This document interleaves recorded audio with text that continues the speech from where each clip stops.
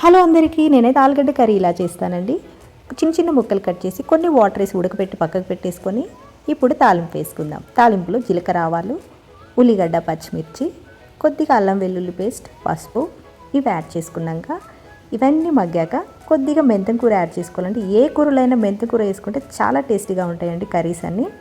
ఇది ఇలా వేగాక కొద్దిగా కారం, పచ్చిమిర్చి ఎక్కువ వేసుకున్నాం కదా, కారం కొద్దిగా తక్కువ వేసుకోండి. ఇందులో టమాటా కూడా వేసి ఇవి కూడా మగ్గాక ఇప్పుడు ఉడకపెట్టుకున్న ఆలుగడ్డ ముక్కలు వేసేసి ఇవి ఈవెన్గా కలిపేసుకోవాలి.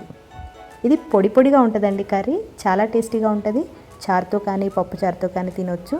నేనైతే చపాతీ, దోశ చేసినప్పుడు ఇలాంటి కర్రీ చేస్తాను. ఈరోజైతే దోశతో పాటు ఆలు కర్రీ ప్లస్ అవిసె గింజల కారంతో టేస్ట్ చేస్తున్నాను.